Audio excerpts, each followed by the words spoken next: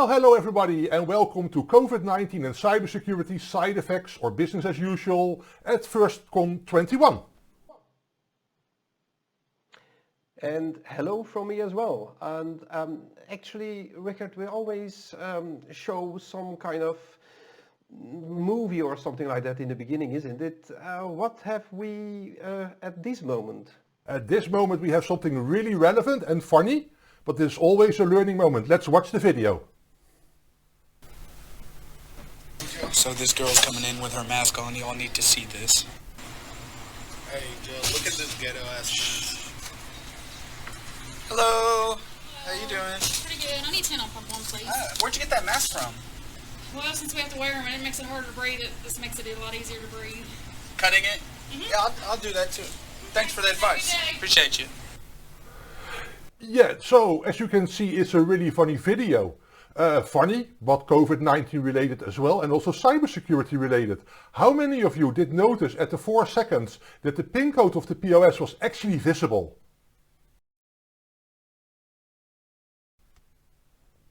Hello, my name is Righard Zwienenberg. I'm a senior research fellow at ESET.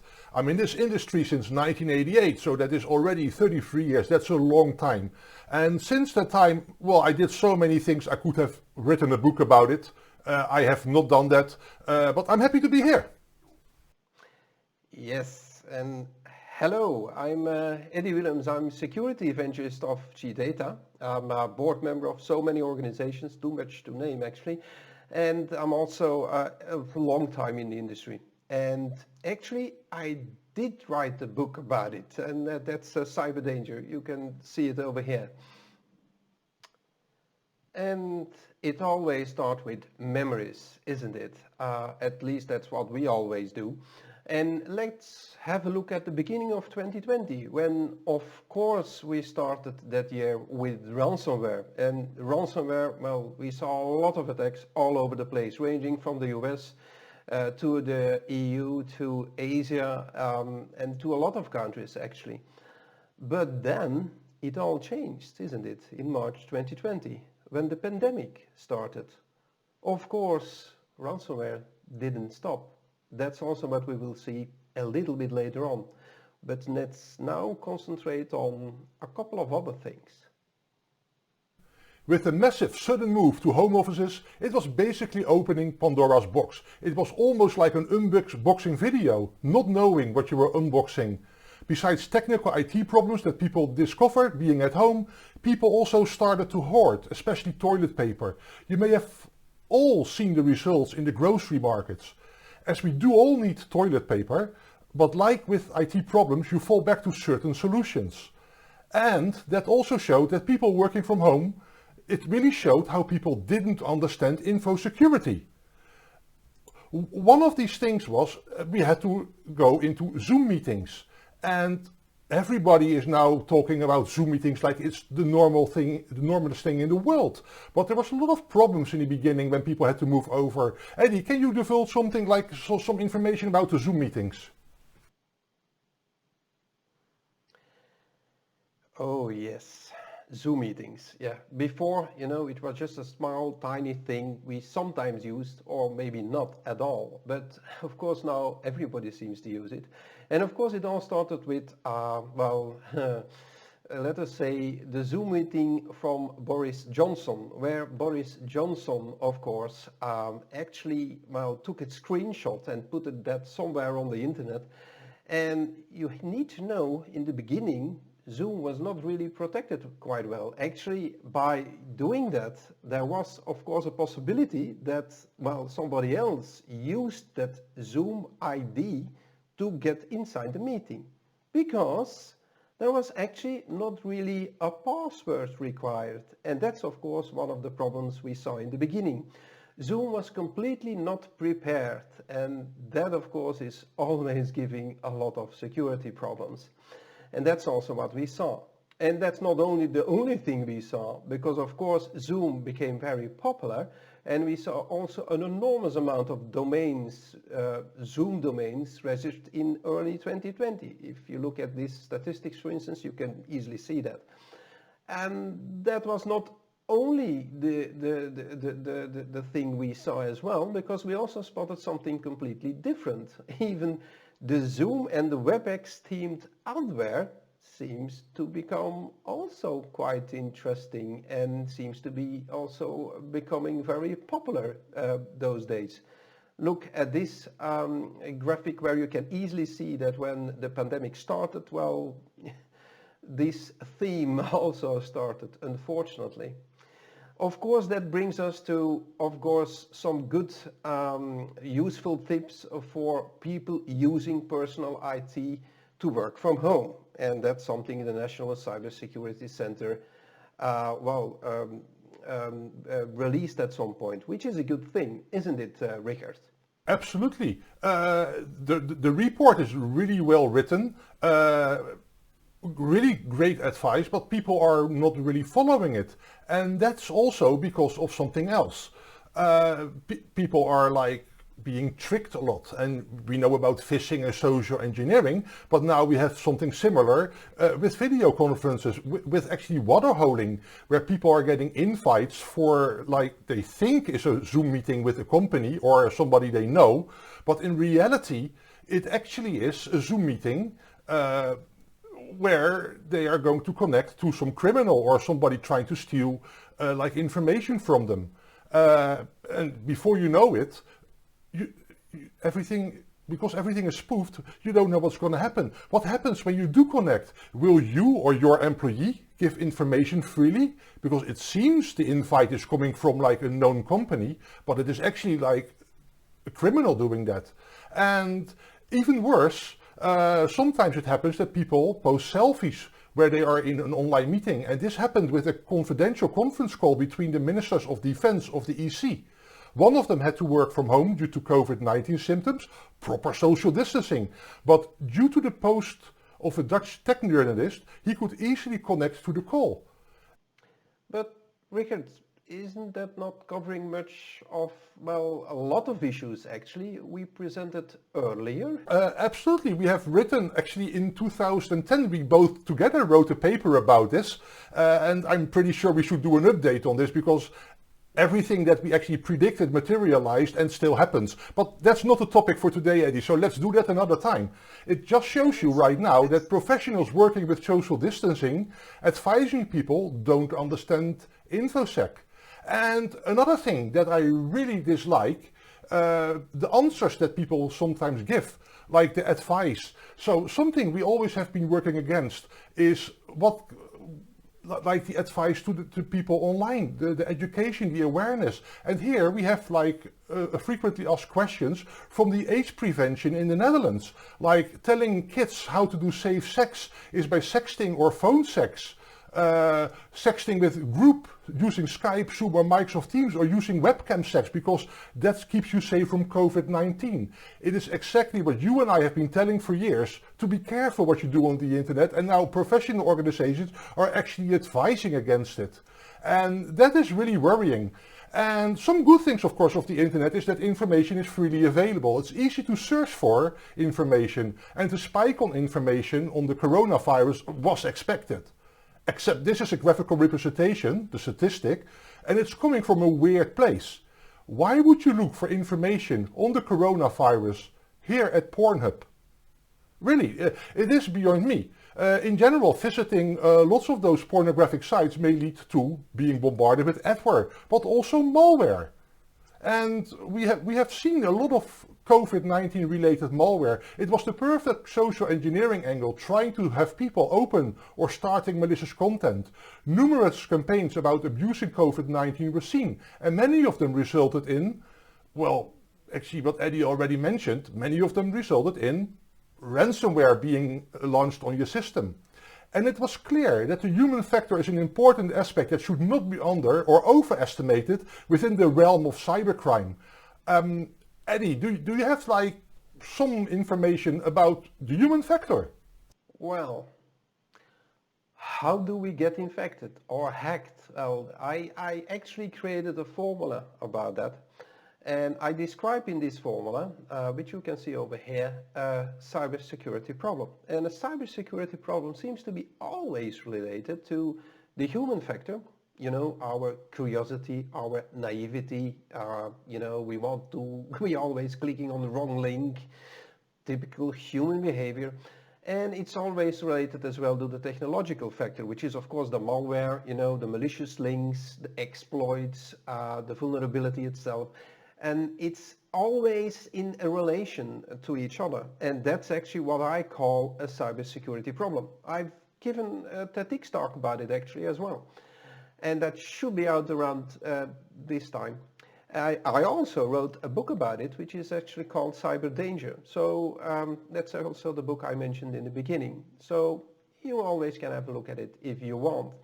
But it is really a big, big problem. And the problem is, of course, also with scams. But what are scams? Well, there are so many scams. And of course, we see so many scams. And we saw also a lot of scams during the COVID-19 period.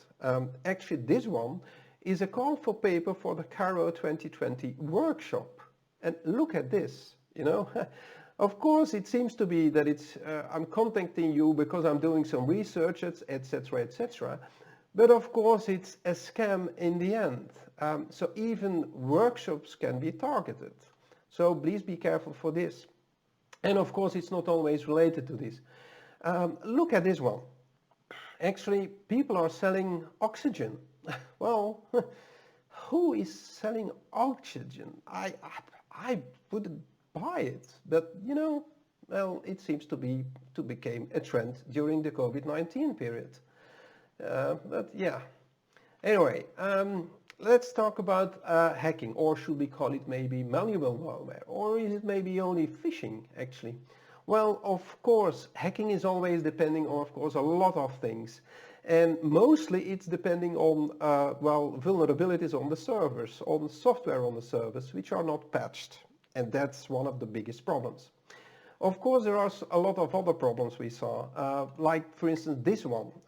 This is a specific attack to the World Health Organization website, or at least the users of it. So it was actually an attack, it was mimicking actually the email system of the World Health Organization. It was using spear phishing against the employees. Possibly it came from the Dark Hotel APT group from South Korea. Of course, this is just one example, but we got loads of examples. Actually also from credential theft, where COVID-19 is used. Of course, we saw this actually in a lot of languages, not only English. So every language got their own problems related to it. And of course, this is also a typical credential theft going to an Outlook account. But we also got phishing attacks, specifically dedicated, of course, to the COVID-19 period as well. This is a very nice example as well. So, Righard, I think you also got a couple of good examples, isn't it? Oh yeah, as you showed, the scams are always after your data or your money or something else that you supposedly have, or they try to work on your emotions, like in this specific case, using COVID-19 and the production difficulties of the vaccine to get money out of you. No new technique, it's just a new carrier. Other carriers that kept being misused as well. There's a lot of additional payroll fraud as well. Normally when you change bank, you go to the financial department of your company. Now we are working all from home and changing it via email or a telephone call. Companies really look into this and really should pay attention as how often they change bank accounts. How often do people that? And that is then in normal times. During COVID-19 it will even be less. So we see like a lot of different things with administration, sign-in, site surfing COVID-19. Also the invoice fraud is increasing. The criminals have adopted here as well, making use of home offices and the minimized possibilities for people to verify. Normally you would ask the CFO in person, but he is now also at home, most likely busy with one of those back-to-back online meetings they have all day. And eventually any of these tricks could actually lead to ransomware and ransomware attacks. Eddy, tell us. Ransomware attacks. Well, I think it's more or less the story of my life. Google it. Anyway, ransomware attacks. Of course, we saw a lot of ransomware attacks, and we saw even ransomware attacks dedicated to COVID-19. Concerning the coronavirus, these are a couple of examples of it. And of course, it's very terrible if you look at those kind of things, like this kind of attack. It's a ransomware attack on a school. And they actually paid the ransomware after the attack.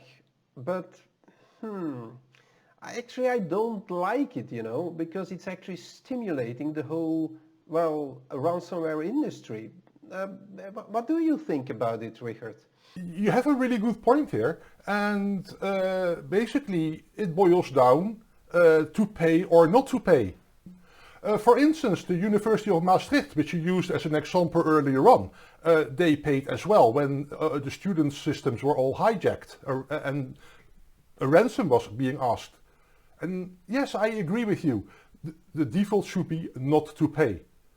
But sometimes, and this really made me wonder, Eddy, that's one of the debates we quite often have. Isn't it context and content related? What if the University of Maastricht, at that time there was no vaccine yet, had the solution, had the vaccine in hands, the formula to the vaccine, and then the ransomware hit?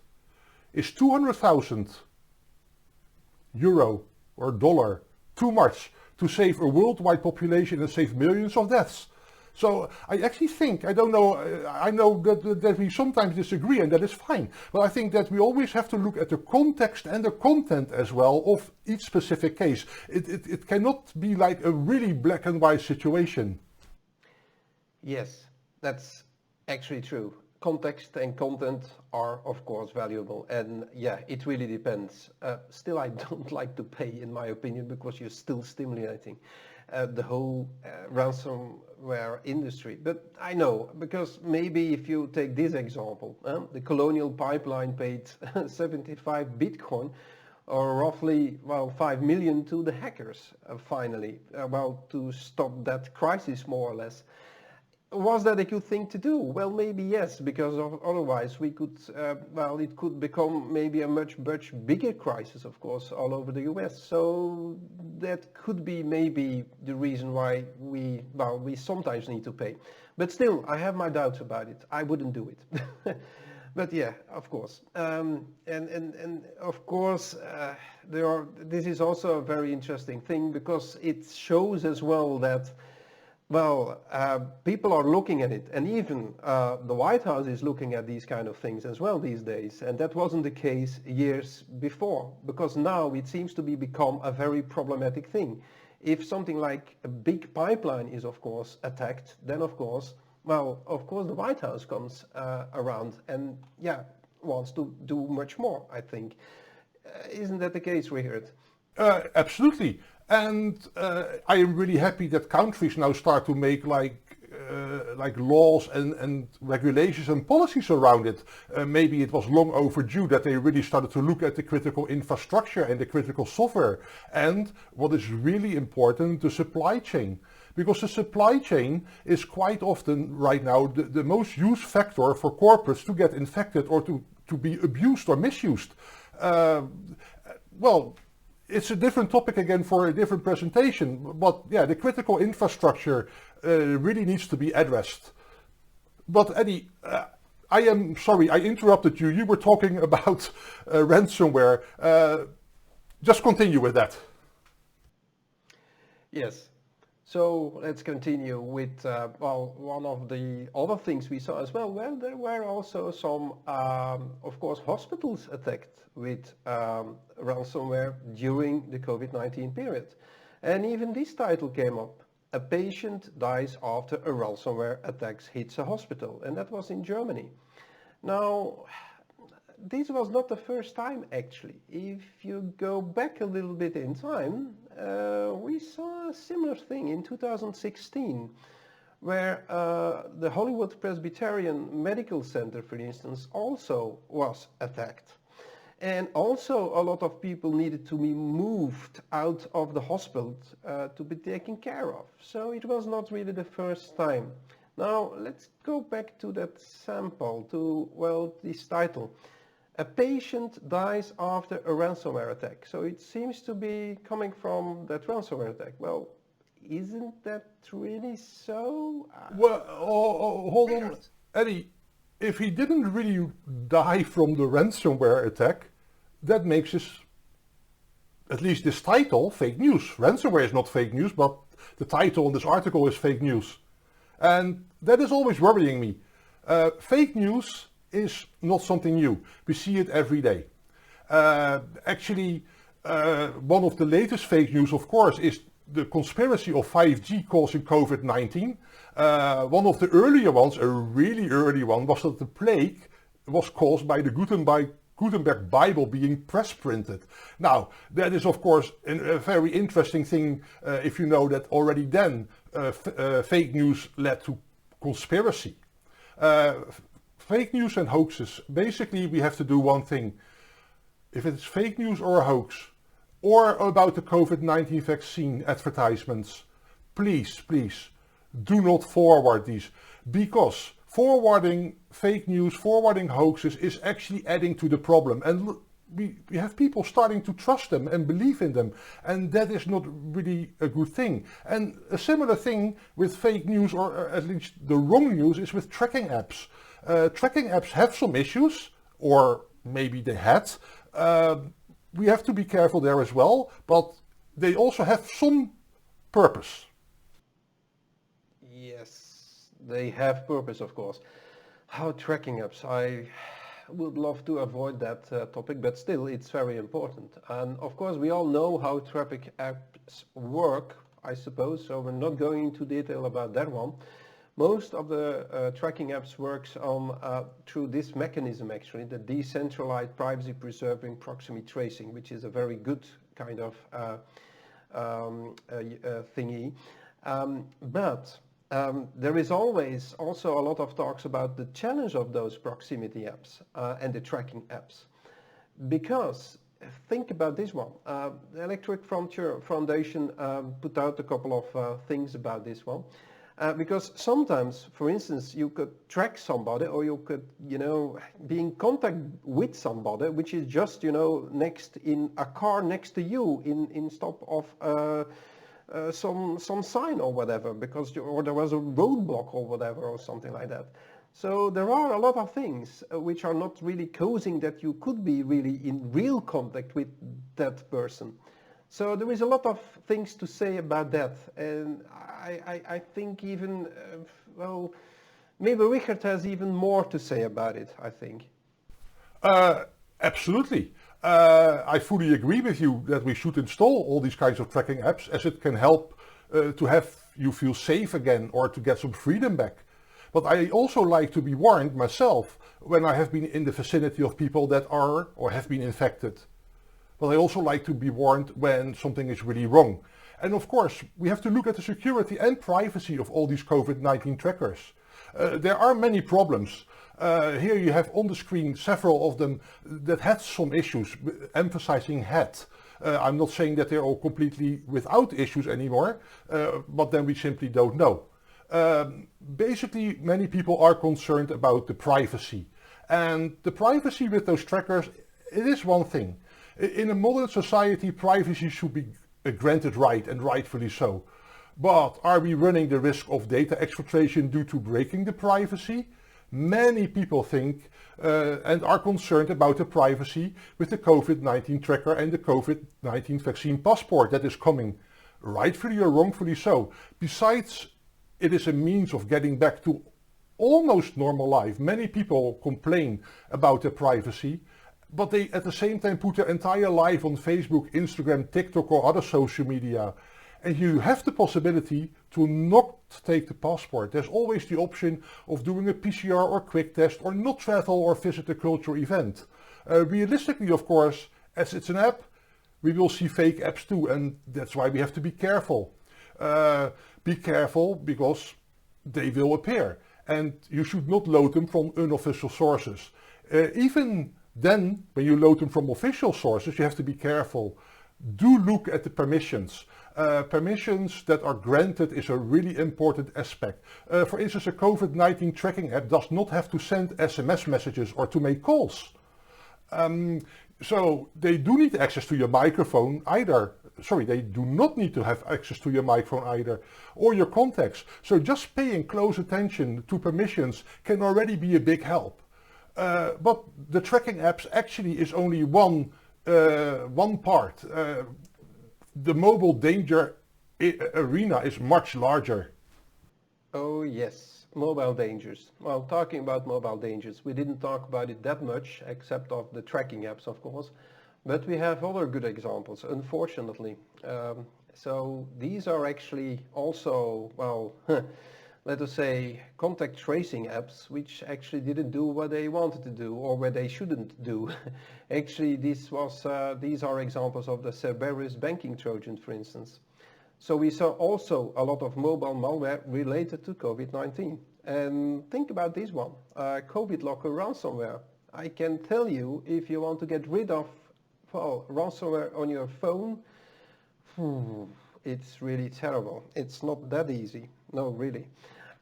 So think about it twice if you click on some specific link on your mobile phone, or if you want to install something. Do you really need that app? Well, you should think twice, I think. But we have a lot of other kind of, this kind of sort apps, but also related to even a fake website. There was even a fake website which was impersonating the government of Spain. And you could actually download an app from that website. Of course, a fake app or a malicious app, of course, because it was actually an Android banking Trojan. So be very, very carefully if you want to install some kind of, well, COVID-19 related app, because it could be doing something completely different. But let's first of all, or let's finally go to the conclusion. Yes, of course, every presentation needs to have a conclusion, as does this presentation. We have seen a lot of examples and a lot of things that happened, side effects or business as usual. People already did weird things and made many mistakes, not only in security, but also in real life. But did COVID-19 change that? Did we start to secure our IT networks? Did we lose privacy? Did we...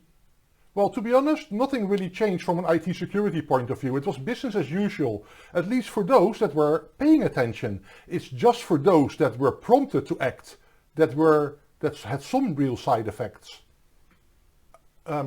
Now, luckily, there are still people that have humor. That is also important. You never should lose your humor, but do pay attention. That all said, Eddy, what do you think is a good conclusion to end with? I think the best solution is don't panic.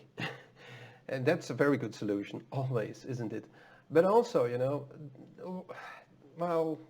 was really business as usual. Of course, we saw much more phishing attacks.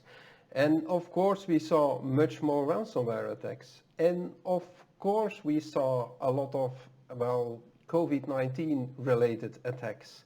But isn't that normal? Because if there is a big kind of thing, an event happening, it's always been the case in history. So, this is business as usual, in my opinion. I fully agree. Well, that all said, Eddy, I want to thank everyone for watching our presentation. Sadly, we couldn't do this in person, but gladly we still have a virtual conference. We are looking forward to a next in-person first conference, for which we actually have a really great idea to present. But it will have to be on a stage, otherwise it will not work. In the meantime, feel free to send us any questions you have. The email addresses are up here. Eddy, do you have some inspiring last words? Well, let's say it in 2 words. Stay educated. The 2 most important words of ever, indeed. I want to thank you all for your attention. Stay safe.